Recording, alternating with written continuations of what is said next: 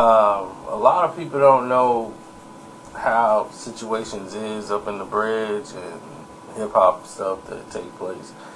But Mobb Deep, when they first came out, it was the infamous Mobb Deep. They had a reputation, beating people down. Like, it was everywhere they went. It was violence, and all these stories follow Mobb Deep with their second release. And what people didn't know is that the majority of the trouble that Mobb Deep was being credited for was really Infamous Mobb. They rolled with Mobb Deep, but Mobb Deep wouldn't be the ones that get into it. It would always be Infamous Mobb. People getting beat up, dudes getting jacked, stabbed, beat at the tunnel. And by Mobb Deep's success, they being invited to certain parties, and Chris Lighty said, we got this party coming up, and next thing you know, they invite Mobb Deep, and Mobb Deep come deep with like 30 dudes. Because it's them, they group have dudes, and Infamous Mobb, and all them come up in there. And they're around a bunch of industry people who basically they don't know or don't know them, and they feel uncomfortable, and something gets crazy, and then a fight break out.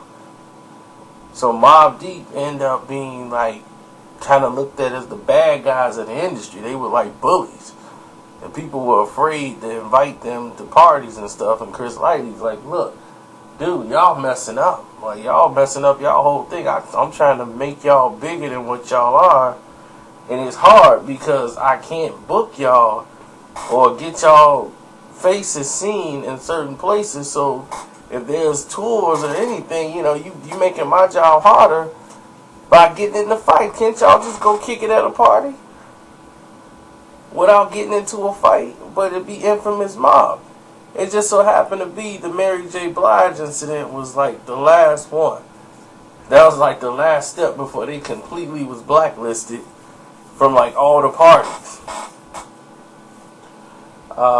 They get into one of the facilities, and it's a Mary J. Blige thing, and Mobb Deep's there, and what happened is everybody kicking it. They see a guy that they had problems with, and the guy recognized them. It's like, oh no,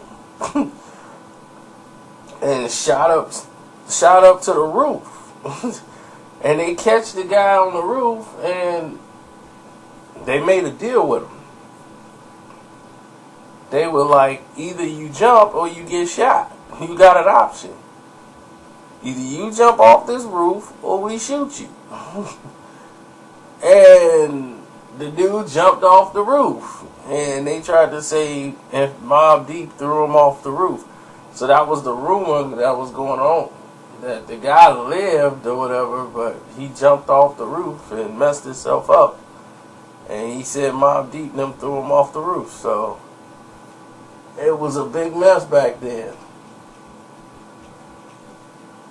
And it was making Chris' job a little uneasy. Now the years go past, and of course there's always beef and stuff, and my peoples, like my homies that I knew from other walks of life and other things, just meeting people, they lived in Jackson Heights apartments over there on like 35th and 85th, like right where that corner is, those buildings over there. That was like they spot. And they were cool with the group, the Screwball group or whatever, with KL and I forgot who the other them dudes. I know Black Poet was in there. And what happened was, from what was told to me, there was some incidents, and rest in peace to KL too. He died of pneumonia a few years ago. About 6 years ago. I don't think pneumonia, but asthma. So they were, when they came out, and they was like the Screwball group, and they kept saying QB and doing all this stuff, when before it was like they were trying to be like Mobb Deep. You know, and it's like, man, these dudes is clowns, you know, like, man, here they come talking about some QBs and Infamous this, and so they were making, like, jokes about them, like, dude, this silly stuff they on, man, I want to smack these dudes. Now they talking about some Y2K stuff, and one of the guys in the Screwball group, allegedly had told some information about somebody else that got somebody locked up, so he was labeled a snitch. And that y'all rolling with a snitch, you know, and like anybody rolling with a snitch must be a snitch. So allegedly that happened, and everybody was bent out of shape over it, and you know, it's just a reason to say, okay, you know, do what they did. And they had a recording studio one day, the group, and just so we happened that some of the other dudes is in there recording too, and Primo was supposed to be there, but Primo was like late. They was waiting on Preem to get this, to set something up. And in the back of the studio is where most of the people come in at. Like, they'll get somebody to hold the door, or they'll put some in the door so it can open up. It wouldn't lock when it closed, because the studio door used to lock. So they'll put something in there to jam it to keep it open. And I think somebody, either they paid somebody to hold the door open or whatever, but about 20 dudes run through the back, come through the back of the door, hit the booth where them dudes recording, whoop them down, you know, give them a beat down, and that was that. It was rumored the Infamous Mobb came through, gave them dudes a whooping, and that was that, because they had a song called F-A-Y-A-B-A-N.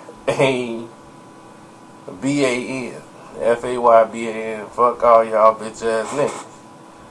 And that song, a lot of people took offense to, was dudes from Queens who thought that they was taking some shots back at them, and they took the song the wrong way, and some people had to get dealt with.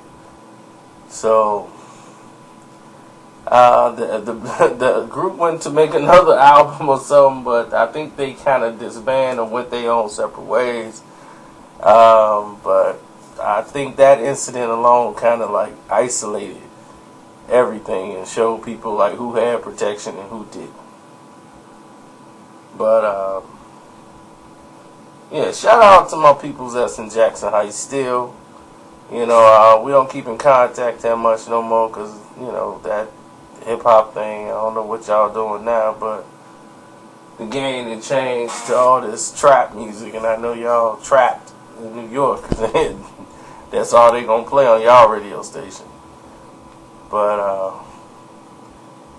I guess you can call this the beef between Infamous Mobb and Screwball, something like that. I'm out.